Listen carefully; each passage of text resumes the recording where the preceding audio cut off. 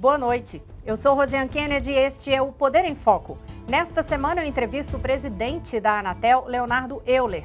Ele é formado em Ciências Econômicas, possui mestrado em Economia pela Universidade de Brasília, onde já atuou como professor de Introdução à Economia. Passou pela Eletronorte, na função de analista, é servidor de carreira da Anatel desde 2005, aprovado ali no primeiro concurso realizado na agência. Na Anatel, foi assessor de conselheiros, gerente de acompanhamento econômico da prestação e chefe da assessoria técnica. Leonardo, boa noite, muito obrigada por conversar com a gente. E olha só, a gente vai falar muito aqui, porque tem um assunto que está pegando no país, que é leilão de 5G. Mas antes de falar do leilão, que já vai ser outra coisa para explicar, vamos entender, ajuda a gente a entender primeiro mesmo o que é o 5G. Porque o que é que eu ouço muito? Antes o foco era a internet para as pessoas, agora é a internet das coisas. O que é isso? Que diferença é essa? Boa noite. Muito boa noite, Rosiane. Meus cumprimentos a você, bem como a todos os telespectadores que nos acompanham aqui. Bom, eu costumo dizer que se o 4G mudou a vida das pessoas, o 5G irá remodelar a sociedade e os meios produtivos. Então não se trata apenas de mais um G, mas falamos de um guarda-chuva que envolve e potencializa várias outras tecnologias, de forma que o 5G pode ser entendido como uma tecnologia habilitadora de outras tecnologias. Portanto, não se trata apenas de aumento de velocidade, conforme ocorreu na transição da terceira para a quarta geração. A tecnologia de quinta geração, chamada 5G, tem outras facetas, como você adiantou, notadamente aquelas relacionadas à internet das coisas, seja para aplicações massivas, como o agrobusiness, por exemplo, seja para aplicações críticas, que requerem uma menor latência, por exemplo, aquela sensibilidade ao atraso.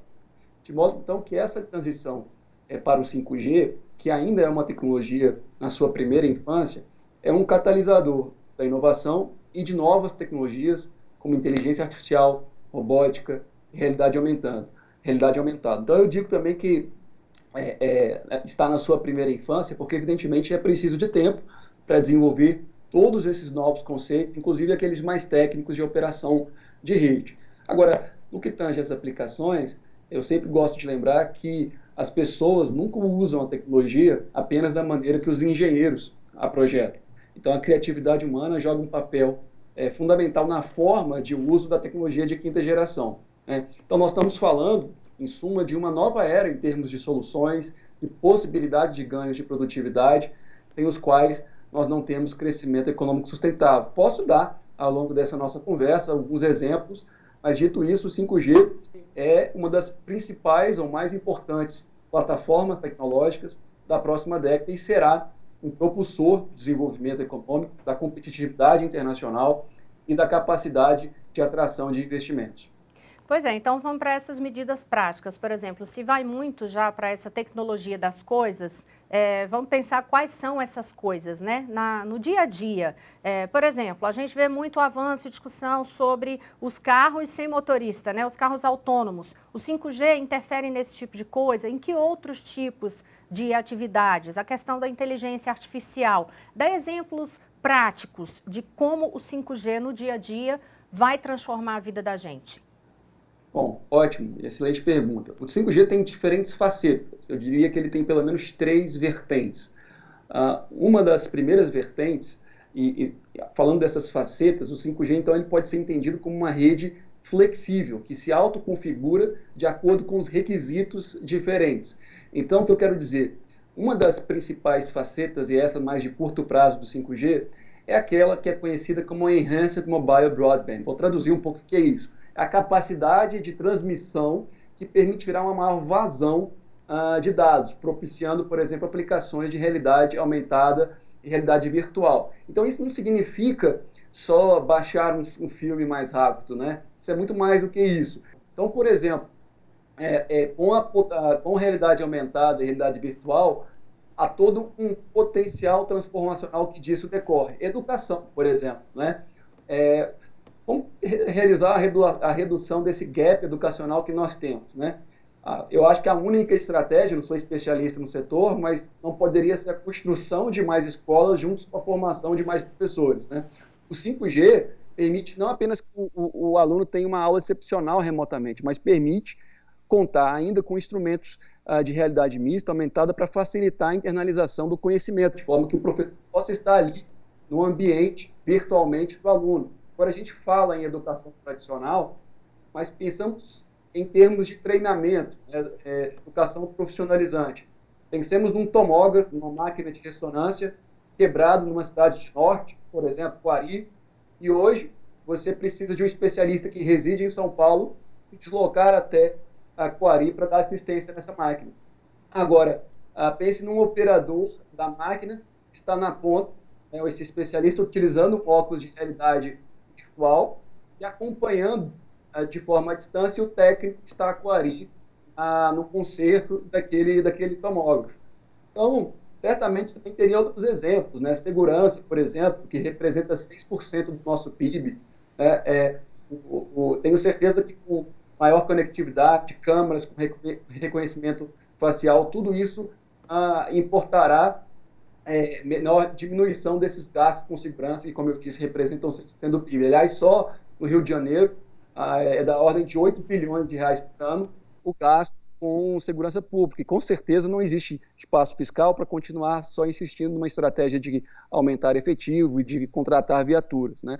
E, por fim, um outro exemplo que eu poderia dar, Rosiane, o Brasil ele tem, em média, 1,8 médico para cada 100 mil habitantes. Né? A Itália tem 3,9. A Alemanha tem 4,1. Então, com certeza, o 5G permite, em tempo real, com baixa latência, com toda essa capacidade de imagem, melhorar as questões de diagnóstico, melhorar a parte de prevenção, de assertividade no tratamento. Enfim, poderemos ter melhor aproveitar essa capacidade disponível. E, para concluir, sobre essa questão da internet das coisas que você bem mencionou, eu diria que, se nós pensarmos em estágios de conectividade, o Brasil, o primeiro estágio disso foi conectar, o primeiro desafio, os domicílios. E hoje nós temos isso no final da década de 90, né, com telefonia fixa. Nós conectamos a 68 milhões de residências. Depois, o próximo ciclo foi conectar as pessoas. Né, e aí passamos ao que a gente fala do serviço móvel celular, e a gente passa a conectar, então, praticamente 210 milhões de habitantes. Mas aqui nós tínhamos um limite, e agora vem um novo ciclo. Esse ciclo é o ciclo das coisas. Então, em vez da ordem de milhões, nós passamos a falar da ordem de bilhões.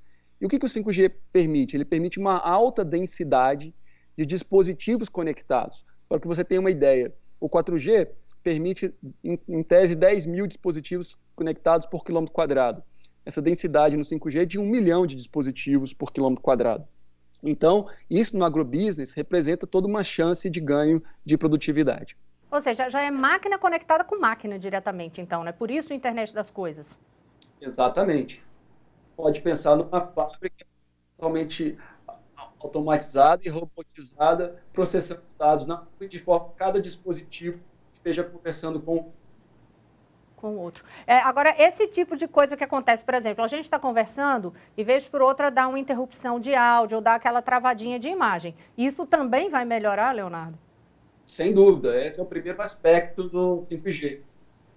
O que a gente denomina por Enhanced Mobile Broadband. Então, com certeza nós teremos maior velocidade, mas o que eu quero dizer é que o 5G não se resume a só aumento de velocidade.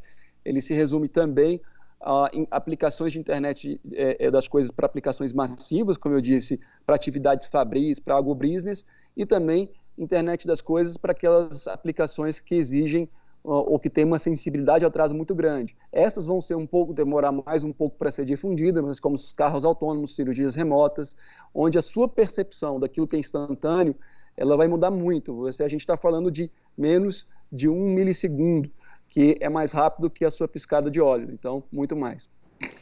Faz toda a diferença, né? Um carro autônomo, por exemplo, uma cirurgia médica, né? Uma operação, enfim. Agora, uma pergunta, eu vou fazer até me colocando como uma das usuárias. Eu sou aquela pessoa que só troca o telefone quando o telefone trava. Acabou, não tem mais como atualizar. Não sou a louca da tecnologia, não. E tenho certeza que muita gente também usa o telefone até não ter mais como. A questão entrou o 5G, a gente que tem os aparelhos mais antigos, que tem a tecnologia 3G, 4G, esses telefones vão continuar funcionando? Olha, boa pergunta, Rosiane. As redes 4G e 3G, elas não vão deixar de existir. Portanto, o seu aparelho vai continuar funcionando nessas redes. Agora, para utilizar para as redes 5G, muito provavelmente no seu caso, você precisará adquirir um novo equipamento que funcionará tanto nas frequências, que são essas estradas por onde o sinal trafega, essas do espectro radioelétrico, quanto na faixa do 5G, quanto naquelas utilizadas atualmente para o 4G. Então, em suma, é isso. As redes têm uma sobreposição de redes. Hoje, por exemplo, nós temos o 4G, mas a gente ainda convive com redes 3G, em alguns casos até rede 2G, essas maquininhas de cartão de crédito, por exemplo. Então, muitas delas têm ainda tecnologia de 2G. Então, haverá essa sobreposição de tecnologias, mas seu celular continuará funcionando, mas para lograr acesso, conseguir acesso às redes 5G, aí sim você precisará de novo dispositivo. E quem tiver acesso a comprar equipamentos que já têm essa possibilidade de uso da tecnologia 5G, isso já pode ser feito? A pessoa já pode comprar um aparelho, independentemente de já ter ocorrido leilão ou não? Quer dizer, o aparelho que ela tiver, que tiver acesso a 5G, ela vai ter certeza e a garantia de que vai poder usar? Boa pergunta. Olha, Rosiana, alguns aparelhos, são poucos ainda, têm todos os dispositivos e os requisitos solicitados no âmbito do edital para o 5G. Evidentemente que esse é um setor que funciona muito em função de escala, e nesse sentido, esses aparelhos vão chegar, vão aumentando a escala, você tem menores custos, e vão chegar assim para os usuários. Mas, enfim, alguns aparelhos, não todos, já estão disponibilizados com a tecnologia 5G e já poderão ser utilizados. Hoje, esses aparelhos ainda são, no meu entender, demasiado caros, mas com certeza, à medida que todo mundo vai expandindo as redes 5G, os preços dos dispositivos vão diminuindo, e isso, o Brasil não é indiferente a isso, muito pelo contrário.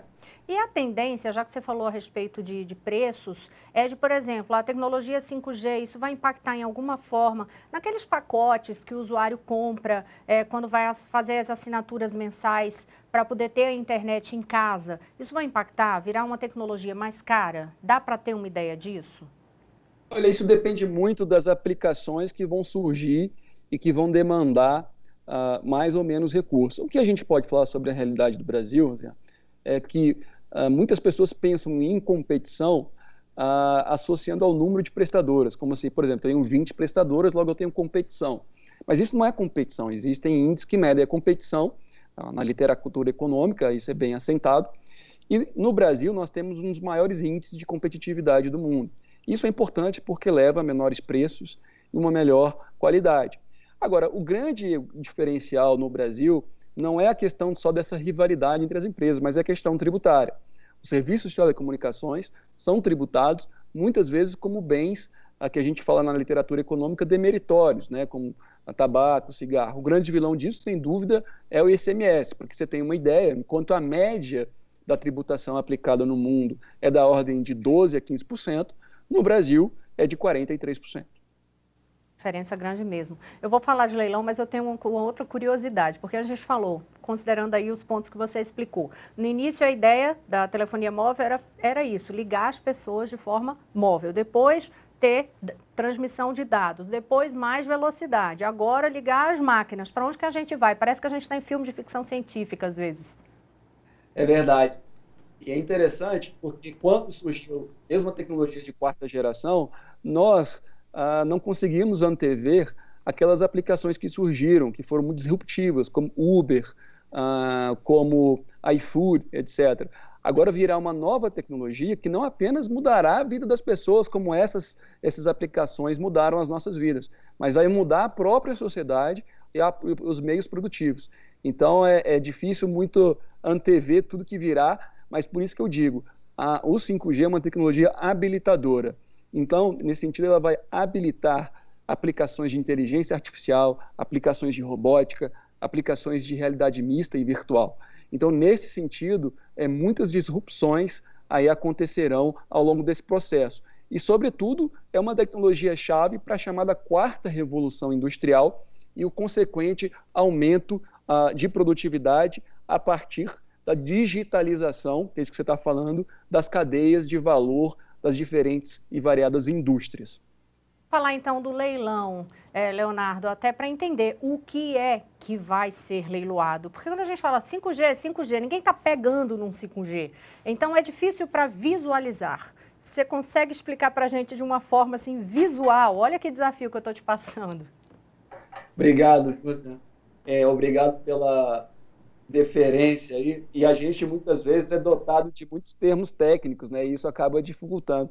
Aliás, a gente tem que aprender aí com vocês a se comunicar de uma forma mais fluida com aqueles que se interessam pelo setor, dada a sua dinamicidade tecnológica. Mas, enfim, o que nós vamos licitar, em breve síntese, é aquilo que é o direito de uso de uma radiofrequência. E são diferentes radiofrequências. As radiofrequências são como as avenidas por onde os sinais de celular trafegam e chegam até nós. Então, existem diferentes avenidas no espectro radioelétrico. Avenidas que a gente fala que têm uma extensão maior em termos de propagação do sinal, porém, você deve correr menos nela, a capacidade dela é menor. Então, isso é decorrente da própria física, né, Rosiane? Então, o que nós vamos leiloar é o direito de uso dessas avenidas, que é por isso, pelo espectro radioelétrico, que as empresas de telecomunicações, mais conhecidas aí como Vivo, TIM, Claro, Oi, dentre muitas outras, elas utilizam esse espectro radioelétrico para entregar o serviço. Agora, esse espectro radioelétrico é um bem público, e por ser um bem público, no sentido do direito, nós precisamos licitar e cobrar o direito de uso desse bem público exatamente pelo que ele vale, né? E aí, quais têm sido as premissas desse leilão que nós estamos fazendo? As premissas desse leilão são de um leilão não arrecadatório. O que significa isso, Rosiane? É não somente ter um viés ou um objetivo arrecadatório para o governo, mas colocar aqui, inserir compromissos de investimento que possam aprimorar a oferta de serviços de telecomunicações a partir do aprimoramento da própria infraestrutura de telecomunicações. Nesse sentido, o que nós colocamos foi para todas as faixas de radiofrequência compromissos de investimento. Os compromissos são diversificados e, por exemplo, nós teremos compromissos de estrada, de cobertura de estradas. Nós estamos priorizando aí as BRs 163, 364, 242, a BR-135, a BR-101, a BR-116, que são BRs importantes para o escoamento agropecuário, importantes para o escoamento industrial e a integração nacional. Essas estradas hoje, elas têm uma cobertura limitada, algumas delas têm apenas 9% de cobertura e nós queremos que essas estradas sejam integralmente cobertas através da licitação de uma dessas faixas de radiofrequência. Né? Você tem uma ideia, o Brasil tem a sua malha rodoviária federal, são de quase 54 mil quilômetros, mas o 4G só cobre aproximadamente 22 mil quilômetros dessa malha. Todos os setores que dependem da malha rodoviária federal são beneficiados, o setor agropecuário, o setor industrial e os caminhoneiros. Eu soube que uma das principais demandas dessa classe dos caminhoneiros em especial é cobertura também na malha rodoviária federal. E também uma questão de segurança, seja para os caminhoneiros, seja para os demais motoristas que trafegam nessas rodovias federais. Além disso, Rosiane, a gente quer também olhar para as localidades no Brasil. Para explicar aí para o telespectador, o Brasil tem aproximadamente 22 mil localidades, segundo a definição do IBGE. Dessas 22 mil, 5.570, que são os municípios, são as sedes distritais. Então, a gente tem, tirando 22 mil menos essas 5.570, a gente tem 16 mil localidades aproximadamente, que são aquelas vilas, povoados, aglomerados, que precisam ser atendidas. Então, esse edital quer atender a praticamente 10 mil localidades que hoje não têm sede em termos de 4G.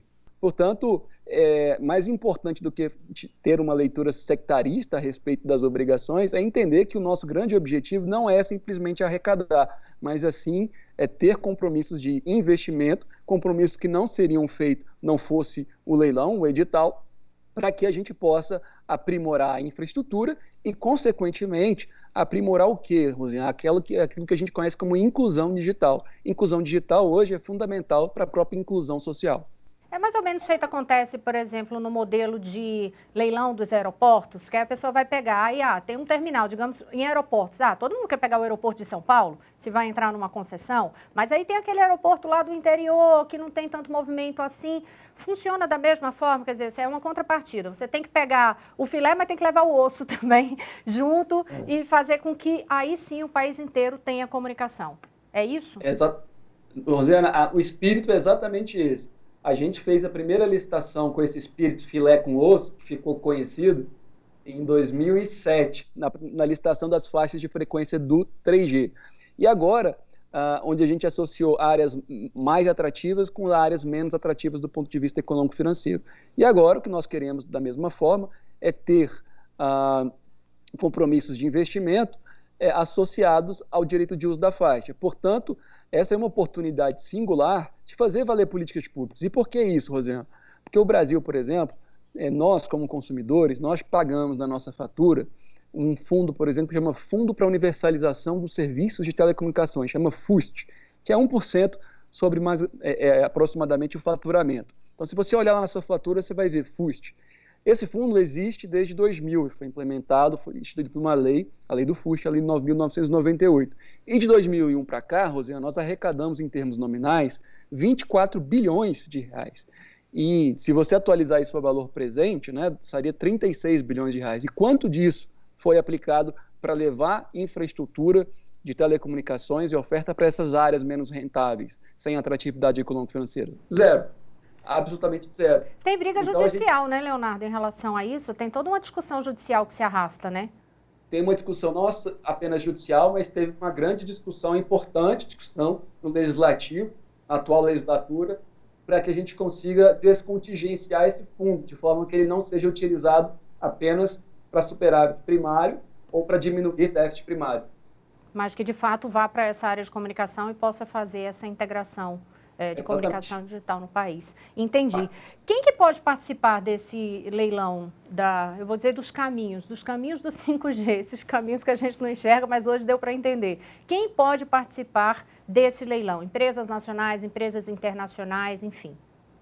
Olha, não há vedação a empresas. Agora, quais empresas que participarão são aquelas que vão oferecer o serviço.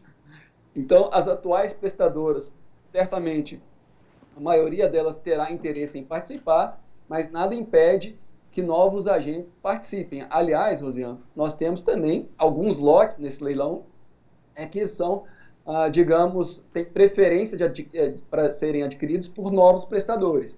De forma que esse é um instrumento também para além de levar melhor infraestrutura e maior inclusão digital, é também um instrumento para promover maior competição. E por isso que nós temos também essa abordagem, esse pilar na conformação do edital. E como é que está esse cronograma do edital? O leilão sai ainda neste semestre? Nós enviamos para o Tribunal de Contas da União, salvo engano, me desculpe, no dia 21, o plano de negócio. Por que a gente envia para lá isso, as condições? Porque, como eu falei, sendo o espectro radioelétrico, essas avenidas, um bem público, antes de realizarmos a licitação, o Tribunal de Contas da União faz um escrutínio sobre a valoração desse bem público. Então, o TCU tem 90 dias para se pronunciar a respeito, há um senso de premência de todo o tribunal, no sentido da importância dessa matéria, mas assim que ele retornar do TCU, em não havendo ajustes, a gente pode publicar o edital e fazer o certame 30 dias depois. Então, assim, é factível fazer em junho, mas eu creio que vai ser mais provável que realizemos esse edital em julho, agosto, mas depende, novamente, do prazo que o Tribunal de Contas da União necessitará para estudar a modelagem que a Anatel enviou. E aí, indo até o início do segundo semestre, vamos imaginar nesse período aí, entre junho e agosto, se ocorrer de fato esse leilão, a expectativa é de que o Brasil inteiro tenha 5G quando? Olha, ótimo. Nós vamos fazer realmente uma segmentação, ou seja, a partir do ano que vem, na verdade em julho do ano que vem, capitais e federais já terão que constar com 5G.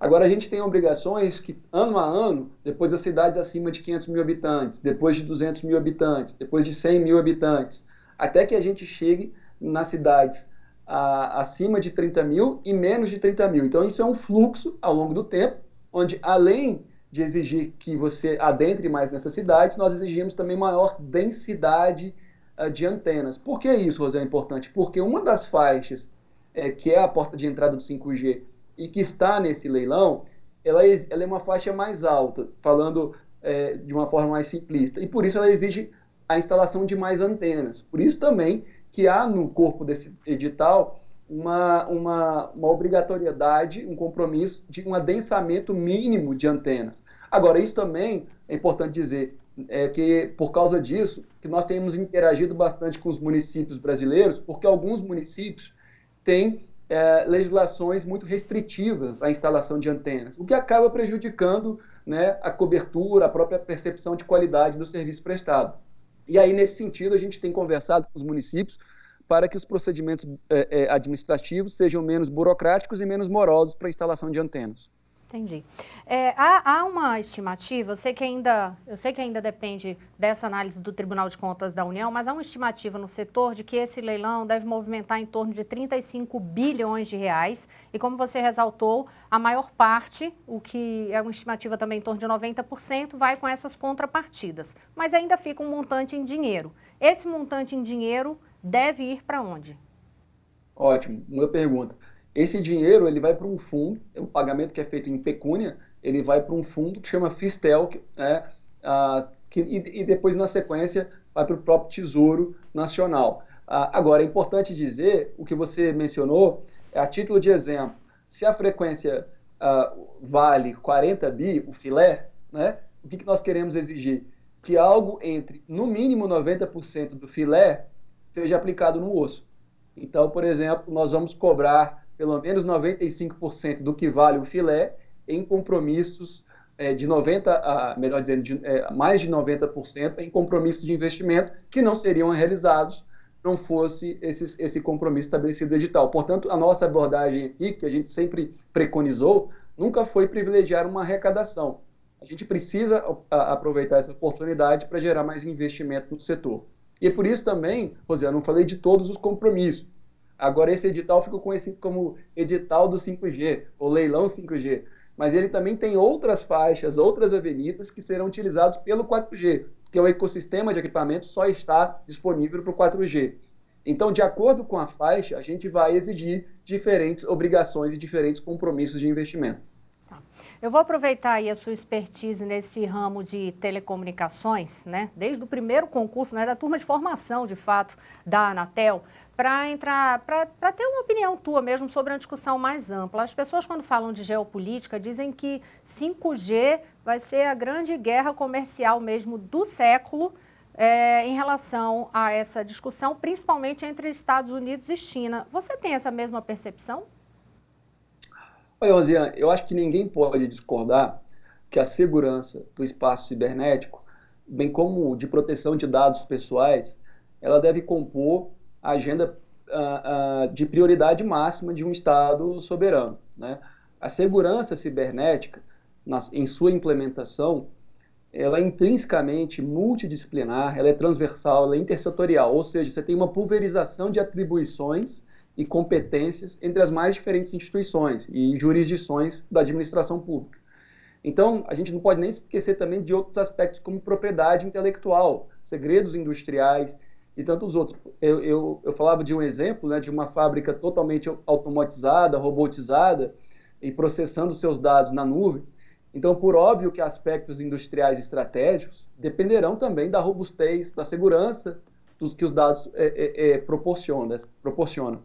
Então, muito embora essa temática de segurança cibernética ela preceda o 5G, a tecnologia de quinta geração, de certa forma, tem simbolizado essa discussão, né, uma vez que, conforme nós falamos aqui, o nível de conectividade decorrente da chamada internet das coisas torna ainda mais crítica a segurança das redes, dos dispositivos e das aplicações. Agora, você bem colocou que essa discussão perpassa pelo menos 3 vertentes. A vertente geopolítica, que você destacou, a vertente econômica e tem uma vertente técnica. E é na vertente técnica que a Anatel fica adstrita, né? Então, esse leilão, ele não coloca normas sobre segurança cibernética, por quê? Porque o leilão vincula apenas as partes e os objetos. Então, nós temos um regulamento, que aí sim é uma norma mais abrangente, que contempla todos os prestadores de serviços de telecomunicações, que cuida no âmbito do setor de telecomunicações sobre essa questão geopolítica. Agora, é importante que nenhum desses instrumentos normativos, seja o leilão, seja o edital, seja os mecanismos de certificação e homologação de equipamentos pela agência, e cada um com a sua peculiaridade, eles não podem limitar uma porta para a imposição de alguma medida que seja necessária para garantir, se for o caso, a segurança. Então, eles, muito ao contrário, todos esses instrumentos da agência são um conjunto de diretrizes preciso e assertivo para ditar os incentivos corretos às prestadoras de serviços de telecomunicações. Como esse tema é um tema denso e também termina gerando muitas polêmicas, e como você destacou, o ponto da Anatel é técnico, mas aí fica uma dúvida. Vocês se sentiram pressionados em algum momento, sofreram alguma pressão política antes de decidir ali o modelo do edital, que é votado, inclusive, em assembleia de vocês, antes de haver uma decisão sobre o modelo de edital que foi apresentado? Olha, quero dizer, Rosiane, que a gente não sofreu nenhum tipo de questionamento dessa ordem. Essa discussão geopolítica, ela extrapola o âmbito de atuação da agência. Aliás, a questão de segurança cibernética, ela é muito mais ampla do que o setor de telecomunicações, ela envolve o setor financeiro, ela envolve o setor elétrico e tantos outros setores essenciais para a economia brasileira. Então, é por isso que eu mencionei que ela é transversal, que ela é multidisciplinar. Novamente, o leilão não trata de fornecedores de equipamentos. O leilão trata do direito de uso de um bem público, que são essas avenidas aéreas, né, o espectro radioelétrico. Então, só participam as empresas de telecomunicações. E, novamente, quaisquer regras sobre essa questão não poderiam ficar restritas aos objetos que serão leiloados. Tem que ser panótica, tem que ser para todas o setor de telecomunicações. E tampouco, quero dizer aqui, a gente sempre colocou uma premissa de ter um leilão não arrecadatório, a que privilegiasse compromisso de investimento, e tampouco sofremos qualquer tipo de pressão para que não fosse essa a vertente da atuação da agência. Portanto, nós estamos trabalhando do ponto de vista técnico, orientados sempre por questões fáticas, e nesse sentido a gente espera que o leilão ele seja novamente um instrumento para promover a competição e também para diminuir o gap digital no país e para promover mais inclusão digital. Agora, para essa questão da segurança especificamente, para garantir essa segurança de dados, qual foi o cuidado que foi necessário a Anatel tomar em relação ao edital? Não, a Anatel, esses cuidados são tomados pela Anatel em outros instrumentos.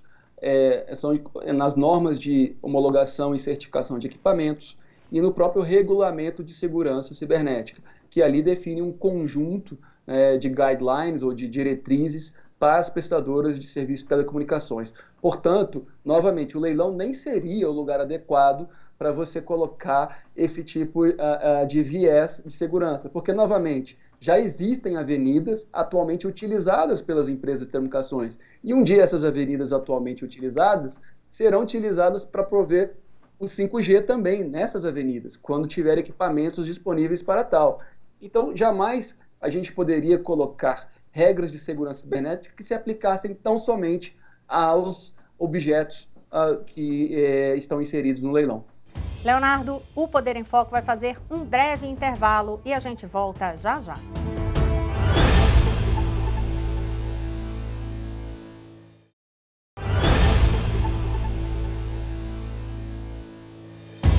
Estamos de volta com o Poder em Foco. Nesta edição eu entrevisto o presidente da Anatel, Leonardo Euler. Eu vou continuar falando dessa questão de segurança, porque é um dos pontos que mais despertam mesmo o interesse, da população. E a gente tem situações que, por exemplo, os Estados Unidos e o Reino Unido, eles vetaram o uso na tecnologia 5G de aparelhos de determinados locais. Por exemplo, vetaram a tecnologia chinesa. No Brasil, pelo que você ressaltou, o edital não fez nenhum veto nesse sentido. Um dia me fizeram uma comparação para eu entender o que é essa polêmica que entra, mas tem aparelho, não tem aparelho. Às vezes a gente pensa assim, ai, é o quê? É tecnologia chinesa, eu não vou mais poder usar o meu aparelho da marca X, Y ou Z, porque eu comprei o chinês, e não tem nada a ver com isso, não é o aparelho que a pessoa recebe. Aí a analogia que me fizeram, me disse, eu entendi direitinho, foi assim. É como se você fosse instalar uma torneira numa casa, é o 5G que você vai instalar. Mas para poder sair água ali tem todo um encanamento. Esse encanamento são os equipamentos que são colocados aí é que entra essa polêmica de qual equipamento que pode entrar ou que não pode entrar. Só que muita gente não sabe, mas no Brasil já existe equipamentos chineses, sim. A tecnologia 4G, por exemplo, tem toda essa malha, né? Eu posso chamar de malha? Eu mesmo já fiz o uso dessa metáfora da torneira, né? O que a gente precisa entender é que, como exemplo, como a gente está colocando obrigações de cobertura daquelas povoados que eu mencionei, aglomerados. E essa cobertura é feita pela que a gente chama na engenharia de uma rede de acesso, ou seja, eu coloco, vamos chamar assim, de uma antena para iluminar ali. Agora, não adianta só eu ter essa antena, vamos comparar ela com essa torneira, se eu não tiver a infraestrutura de transporte, que seria o encanamento que leva a água até a torneira, por assim dizer. Essa infraestrutura de transporte, ela é chamada de backhaul, no jargão do setor de telecomunicações. E aí é importante a sua pergunta mesmo, porque existem, Rosiana, 1.060 dos 5.570 municípios, 1.060 não contam com essa estrutura de backhaul, esse encanamento de fibra, chegando até a sede do município. E é por tal razão que também dos compromissos de investimento previsto no edital é que sejam construídas esse encanamento, essa rede de transporte de dados de alta capacidade, leia-se, entenda-se, fibra, em boa parte desses 1.060 municípios, de forma que você tenha tanto compromisso da rede de acesso quanto compromissos na infraestrutura de transporte. Agora, tem diferença na rede que vai ser usada pela população de uma forma geral, por empresas, e o que é a rede que vai ser utilizada pelo governo? Olha, ao Ministério das Comunicações, a ele compete formular a política pública. E por que assim? Porque você tem um governo democraticamente eleito que formula as diretrizes da política pública. Qual é o papel da agência? O papel da agência é implementar as políticas públicas na divisão das competências institucionais. O Ministério, então, formulou uma política que aloca R$1 bilhão dos valores do edital, digamos assim, para construir uma rede privativa. Agora, os detalhes sobre essa rede privativa, por óbvio, precisam ser questionados mais diretamente ao Ministério das Comunicações, que vai, no momento posterior, detalhar isso para a construção dessa rede privativa do governo. Um outro assunto, Leonardo, que está dependendo, de certa forma, da decisão sobre o leilão do 5G, é a decisão sobre a venda da Oi. Eu queria entender por quê, qual é a relação entre os dois temas. O que muitas empresas de telecomunicações envolvidas nesse processo de fusão e aquisição pleitearam é que o edital só ocorresse depois da análise e da aprovação, eventual aprovação, dessa fusão e dessa aquisição da Oi Móvel. O que eu disse é que jamais nós poderíamos subordinar ou condicionar a implementação de uma política pública importante a um processo de fusão-aquisição. Então, a nossa agenda prioritária é a realização do leilão, porque é através dele que nós conseguiremos, então, superar várias lacunas de infraestrutura de conectividade digital no país. Entendi. Vamos falar agora de outra coisa. A gente tem falado muito sobre 5G, 5G, 5G. No entanto, a gente pensa em melhoria numa tecnologia para o futuro próximo, mas enfim, para o futuro. Mas agora ainda há uma série de reclamações sobre as tecnologias que já estão funcionando. Das mais variadas. 3G, 4G, a conexão que não funciona, a ligação que quase ninguém mais telefona, né? É bem verdade, imagino que em números dê para constatar isso. Mas assim, contato quando faz ligação por algum aplicativo que também falha. Dá para dar um panorama para a gente, porque a Anatel, inclusive, centraliza essa possibilidade de reclamações. Quando o usuário quer fazer reclamações, ele faz a Anatel. Quais são essas principais reclamações e que medidas têm sido adotadas? Não, obrigado. Importante, uma pergunta importante até para a gente esclarecer o que tem feito. A Anatel tem revisado suas regras relacionadas a direito dos consumidores, inclusive impôs que as empresas tivessem uma ouvidoria ligada ao alto escalão da empresa, de forma, inclusive, a ter maior assertividade no atendimento das reclamações. Outra questão que nós temos feito é buscado aquilo que nós chamamos de empoderar o consumidor. Essa é uma diretriz, uma vertente da nossa gestão. Agora, empoderar o consumidor não pode ficar essa ideia limitada, digamos, à beleza do termo, né? Então, a gente tem também trabalhado no sentido de empoderar o consumidor, dando a ele maior informação sobre as ofertas, melhor informação sobre as ofertas, melhor informação sobre as formas de cancelamento, melhor informação sobre a qualidade dos diferentes prestadores. Então, a gente tem trabalhado muito nesse sentido, de forma que o consumidor, dotado das melhores informações, possa ser também um agente regulador nesse mercado.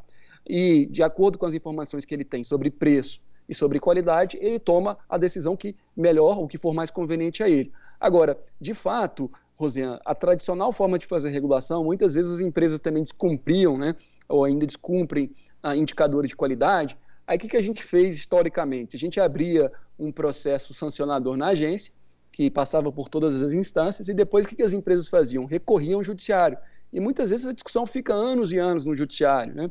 Então, nós temos buscado, na nossa gestão também, transformar esse contencioso, essa litigância, em investimento produtivo. Eu cito como exemplo os termos de ajustamento de conduta, os chamados TACs, onde, além da sensação da conduta infrativa, a empresa também assume um compromisso de levar 4G para municípios que não estão dotados, são compromissos de investimento adicional. Por exemplo, o Brasil, a gente assinou o primeiro TAC da história da agência ano passado com a prestadora TIM. Foi um TAC na ordem de 650 milhões de reais. E além da cessação da conduta infrativa, a TIM levou um compromisso adicional de levar para 350 municípios no norte, no nordeste e no norte de Minas, 4G, onde nas sedes desses municípios tinham apenas 3G. E com certeza esse tipo de medida também acaba aprimorando a experiência do usuário. Outra ferramenta aí para dar como provimento de exemplo que nós temos adotado muitas vezes, ao invés de impor uma sanção, uma multa pecuniária, a gente fez também ano passado a consolidação de um instituto que é obrigação de fazer. Ou seja, em vez de eu dar uma multa pecuniária, eu coloco a empresa a cobertura de uma área onde ela não fosse a sanção. Então, são mecanismos criativos que, na ausência da aplicação daquele fundo que eu mencionei, o FUST, nós temos utilizado para fazer expandir a infraestrutura de telecomunicações no Brasil e, consequentemente, aprimorarmos a qualidade do serviço prestado. O usuário que está ali na dúvida de usar uma operadora X, Y ou Z, ele tem como verificar dados, por exemplo, na Anatel, de quais são as operadoras que têm mais reclamação, quais são as principais reclamações, para poder levar isso em consideração na hora de escolher? Tem sim, a gente tem um portal que chama Anatel Consumidor, que tem tanto esses indicadores que nós medimos, como indicadores também de percepção de qualidade dos próprios usuários. Então, lá existem essas informações e esses relatórios são públicos no site da agência. Hoje, já se pode dizer que o Brasil está andando a passos largos para uma inclusão digital?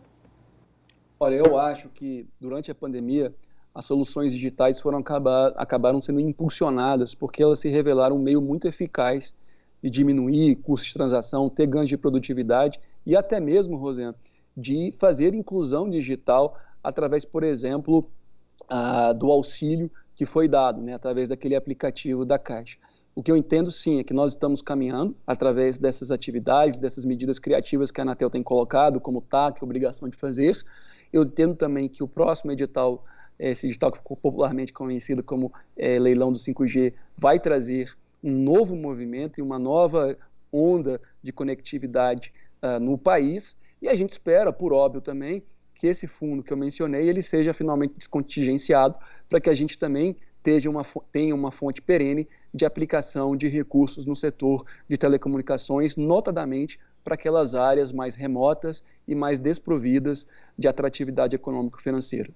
Dá para fazer alguma estimativa, sendo otimista, quando que o Brasil vai ter uma inclusão digital absoluta, conectando todas as regiões ali, desde os rincões até dos grandes centros até os rincões mesmo do país? Olha, o que eu imagino é que inclusão digital, essa palavra não vai ser estanque, essa ideia não vai ser estanque ao longo do tempo. Quando a gente falava de as pessoas estar conectadas, a gente pensava na telefonia fixa e bastaria um acesso lá.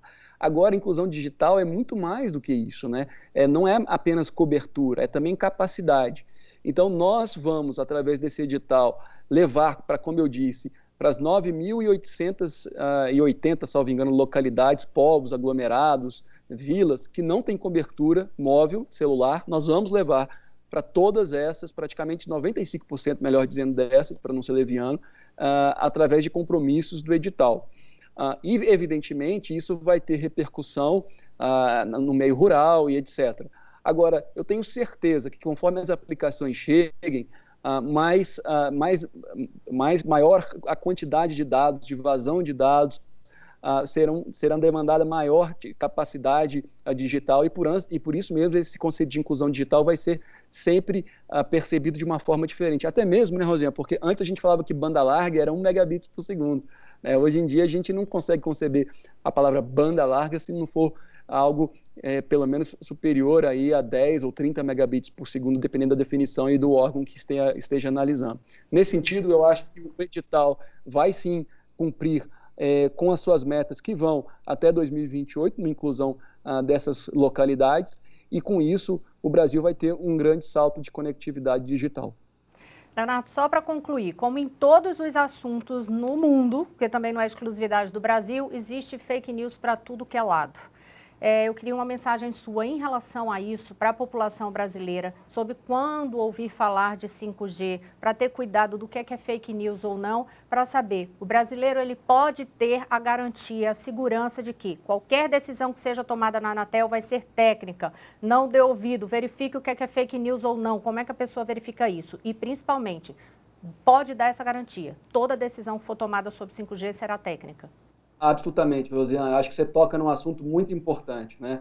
A Anatel sempre esclarece que não há nenhuma comprovação científica de relação entre tecnologias para comunicações móveis, seja de terceira, quarta ou quinta geração, com qualquer tipo de doença, inclusive do novo coronavírus, Covid-19, que muito foi aí alastrado em algumas redes sociais, né? Os limites de exposição humana a campos eletromagnéticos, né, que são emitidos nessas antenas, utilizando essas avenidas, da qual nós tanto falamos durante essa entrevista, eles foram estabelecidos seguindo as recomendações da Organização Mundial da Saúde, da OMS.